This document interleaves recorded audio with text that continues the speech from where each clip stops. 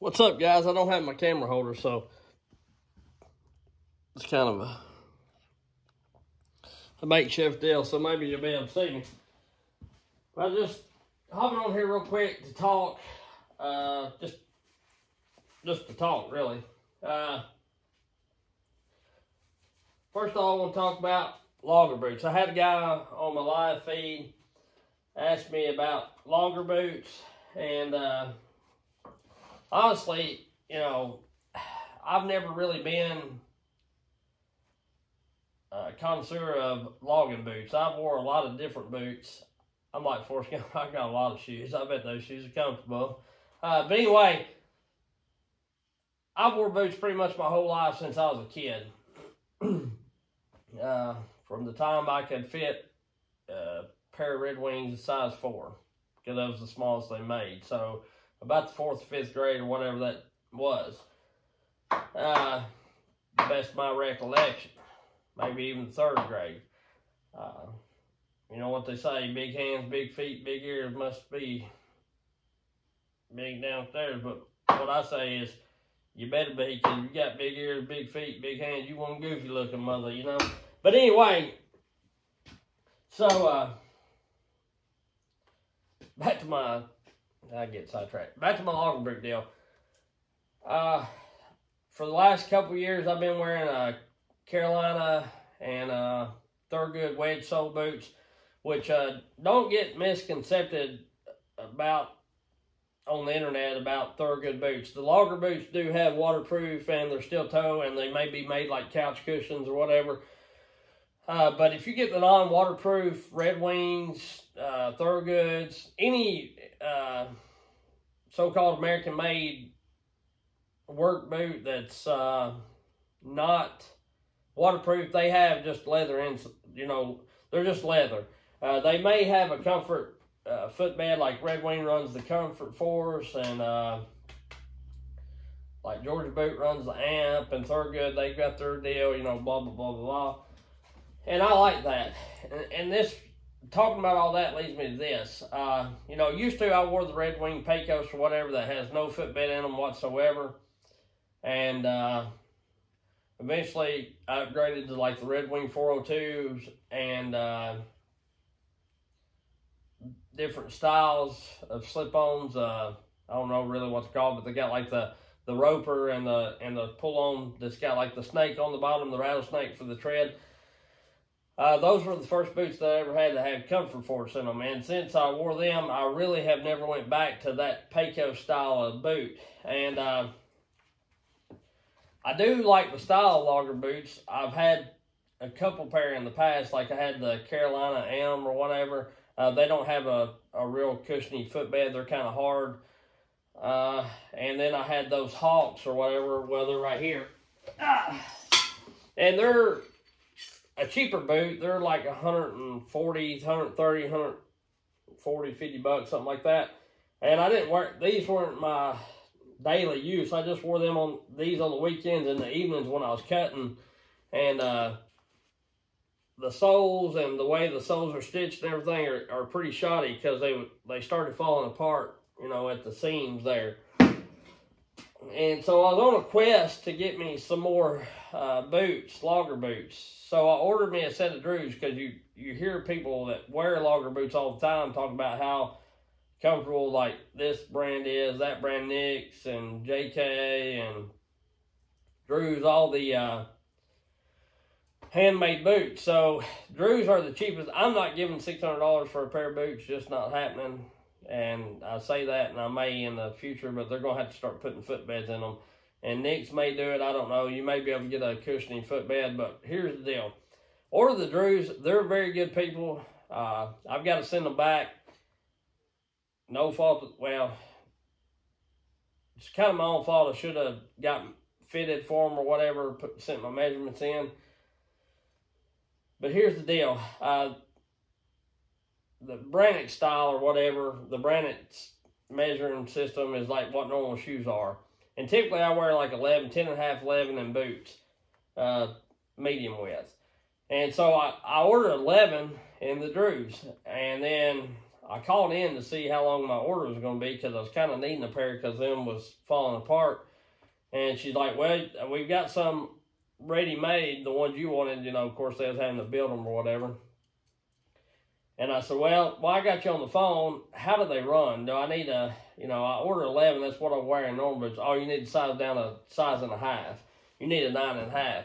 I haven't worn a 9.5 in anything, no matter what it be, since I was in middle school, high school, you know. And, you know, I thought, and I said, I don't mean to be smart, but, you know, there's no way I'm fitting in a 9.5 just as far as lengthwise. I mean, you know, unless y'all's boots run terribly big. She said, well, let's try 10. So they send me a 10. Of course, it fits like the Pecos Red Wings. There's no, you know, no comfort force or whatever. And then, there we go. The boots are a little wide filling, but my toes still rub the end of it. So really, I probably should have went with the 10.5 or the 11. But the problem is they're going to be extra, extra wide. But by the time I would have put an insole in them, they probably would have been all right. But then you get to reading, if you put insoles in some boots, it feels like you're walking on stilts. So I opted to send them back, but she told me to measure, you know, draw my foot. And they'd measure them, get me a boot to fit perfect. And if I didn't like them, I could send them back. You know, they done, or, you know, they were going to do everything they could to make me happy. But just there was, I felt like as wide as those things were, they were never going to fit right, and just I didn't have the time to mess with it. So I'm going to send them back. But in the meantime, I've got these Georgia Amp LTZ or LT loggers or whatever. I can't exactly remember what they are, but they're really, really, really, really a good boot. They're comfortable. Of course, they're like couch cushions, which my deal is it's 2023, not 1923, so I like the couch cushion effect. I don't want to feel like I'm walking on bricks. But they're comfortable. I put them on. I got them last Friday. I wore them every day but one day, 8-10 hours plus, and they've not hurt my feet. They're a really, really good boot. Probably the most comfortable boot that I've ever put on out of the box. Even with the wedge soles and everything, if you don't mind a little bit of heel. So anyway, I guess my whole deal with that story is, if you want a set of boots, I'm going to, oh God, oh! Right there they are. They're the Georgia Amp LTX or something like that. They're the new style. They've got foam all in the heel, kind of like Rocky boots do, which I didn't know it, but Rocky, Georgia, Durango, Georgia boot, they're all, I guess they're owned by the same company. Because I've worn Rocky boots and Georgia boots and Durango boots and all, you know, so. But anyway, another thing is, I'm changing all my saws over. I've been doing quite a bit of tree work and falling trees and whatnot. But I'm kind of gearing over. I'm going to start doing some firewood while I'm not got a lot of tree work going on. And I'm telling you that to tell you this. When I'm cutting firewood, typically I change everything over to full skip. And I have been running the square ground steel full skip on a lot of my saws. Just due to the fact that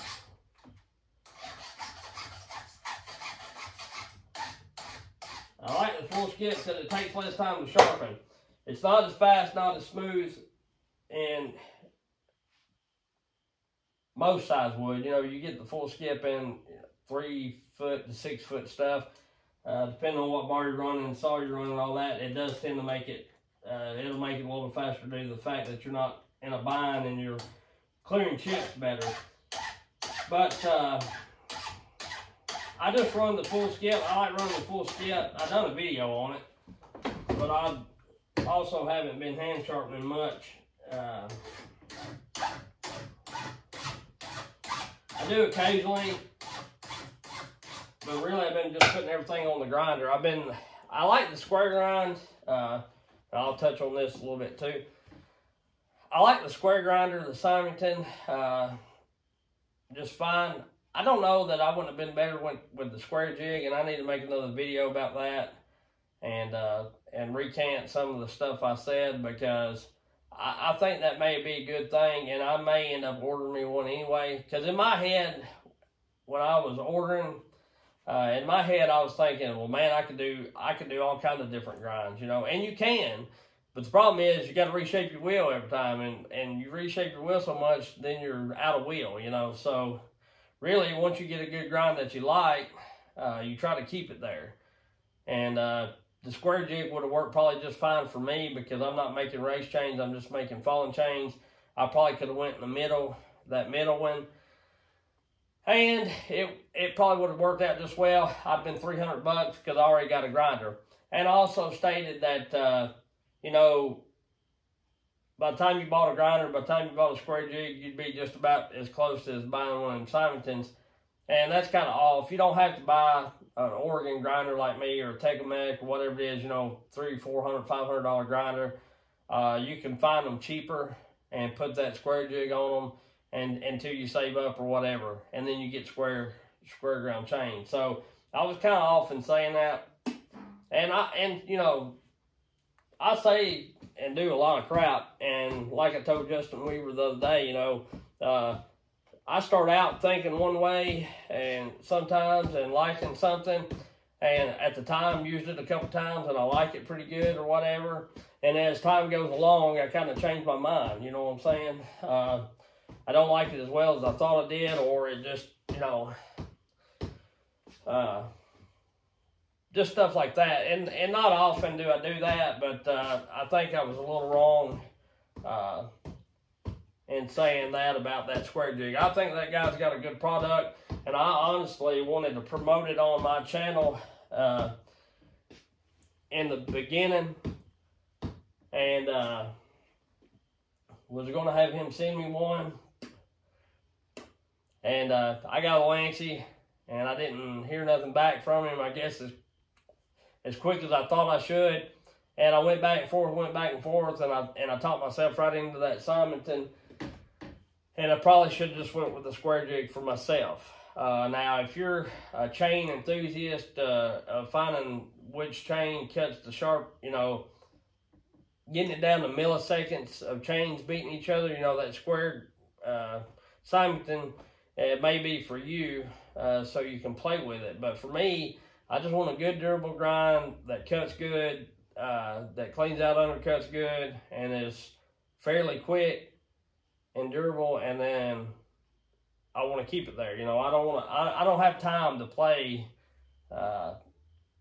making 370 different angles on my wheel there and playing with the grinder, you know, or playing with chain.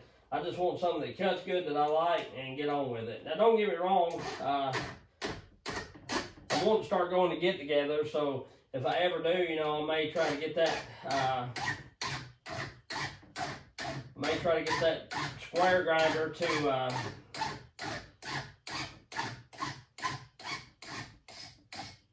make race chains and have it for nothing but making race chains, because I may end up getting me one of them. Well, there ain't no maybe to it. I'm going to end up getting me one of those square jig deals. Just because I like the fact that it's a cheap alternative to people that can't grind or can't file square ground without them having to buy a Symington. And I said that in the beginning. And plus,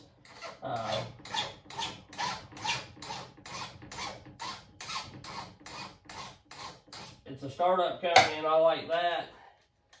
And you know, all that kind of stuff. So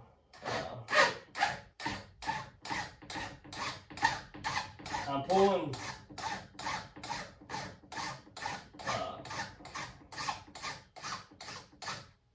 you know, I kind of run my big mouth before I talk, and you know,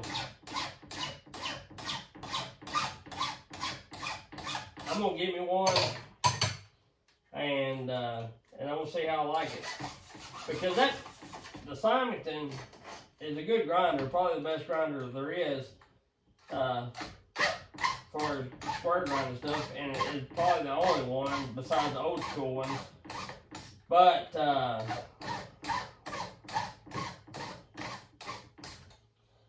you know, it's kind of complicated. It really is. So honestly, past few chains I've ground, I ain't used that thing in a while. I've been running square ground chain, but it's something that I already had ground up, you know, pre-ground up for a while. But honestly, unless I'm going to fall a big bunch, I'm going back to round ground, you know, round file, round ground, or whatever, just because my round grinder is so much easier, so much quicker. And once you get that set up, don't get me wrong, it ain't like you got to fart with it all the time. But you can grind a few chains, and once your wheel gets smaller, you got to readjust everything. And I just don't know about it. I'm not going to get rid of it because, like I say, I may set that dude up and start making race chains or something. And I'm going to try that square jig out. So, because I looked forever for a product that wasn't as high as that Symington. When I didn't have the extra cash, you know, if I found that square jig 2 years ago, I would have bought it. When I was just getting into this kind of stuff and wanting square jig, or wanting to try a square ground chain, a good square ground chain and everything, and just didn't have the extra cash for a $1,500 grinder, or didn't want to spend the money on a $1,500 grinder because I wasn't that serious about it yet, I'd spent $300 and bought me a round grinder. Because here's the deal, you buy a round grinder and buy that, even if you don't have one starting out, and even if you do spend $700, you can round grind still yet, and you can square grind. So you get the best of both worlds, and at at half the price, even if you're starting out, or less than half, even if you're starting out from a dig. You know, even if you don't have neither one, you know, if you had to buy that Oregon grinder and the square jig, you still got the option to round grind, as to where that's the Symington you can only square grind. So yeah, to me, I should have thought a little more carefully about what I said, I guess. Because I did not mean to take nothing away from the square jig and the guy. I don't know the guy. I think he was at Tazapalooza or whatever. But I didn't really mean to take nothing away from him or his company.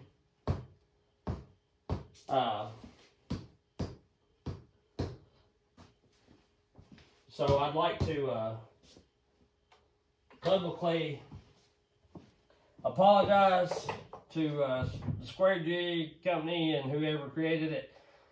Because, like I say, I honestly was speaking without knowing about either grinder really. I was speaking on my thoughts on ordering them, and I was wrong. And you know, I'm not claiming to always be right. I am most of the time, but every once in a while I get thoughts in my head that it don't work out like I thought it would. Like I say, I thought, you know, by the square jig, you know, get it, only have one grind. Get the Symington, I can just do different grinds, yeehaw. You know, every chain I can grind different. And that's just not reality with the Symington. You know, once you get it set, you want to keep it. You can do different chains, but you're just eating your wheel up. Or you could do that like I'm talking about, but you'd have to get several different wheels, and those wheels are double or triple the price than one for like the Oregon. And so you have $200 worth of wheels sitting around, and yeah, you could have, you know, 7, 8, 10 different grinds or whatever. But honestly, like I say, unless you're racing and then falling, or just cutting a ton of different species, like, you know, if you was cutting softwood for weeks and weeks and weeks, and then you went to hardwood for weeks and weeks and weeks, and then you knew you was going back to softwood. I could see if people having a couple different grinds for that or something, but honestly, I just cut all hardwoods. Every once in a while, I cut a softwood tree, but I don't cut enough softwood to justify changing my grinds, what I'm getting at. So, like I say, my apologies to the Square Jig Company and all that, and I'm hoping to get one here soon. And if I like it, then I'm gonna, I'll support your company as fully as I can, and I'll eat crow like the son of a gun, So anyway, I appreciate everybody watching. And another thing on these chains, on this full skip, this is the full skip Husqvarna, and what I do is I think the drags are a little high from the factory, and they're actually sitting on about the softwood setting on the Husqvarna gauge, which I don't know the thousands for that. It tells on the package, probably 30,000, and the hard's 25 or 25 and 35. I don't know, but I use this West Coast gauge and get her down here on this second to lowest setting here, or not second to highest, because I don't want it terribly grabby, but it needs more bite than what it's got from the factory. And that's why I set up my firewood cutting thing. And the reason why I've been running full skip a whole lot more here lately, it's not as fast of chain. Even the semi skip I've been running, it's not as fast of chain, but it ain't as much sharpening. Some people can act like they like sharpening chains, and they may like sharpening chains, they really may. But I absolutely hate it. I'm not bad at it. I'm not terrible at it. I'm not the fastest at it, but I'm not the slowest either. I can get one sharp enough to cut out in the field pretty good, But I just don't like sharpening chain. I'd rather be cutting as be rubbing on the chain. So I try to go with an option that's going to be, least of my time down here fiddling with chain. And I'm a fiddler of chain. But anyway, so yeah, there's a few little things I've been up to. And we're going to run some saws. I'm going to take the 32-inch bar off of the 500i. Faraday Lynch ported 500i and put a 28 back on her. Because I just was running that 32 because I was in them pretty good size oaks, Anyway, we'll catch y'all later. Y'all have a good one, and we'll see you.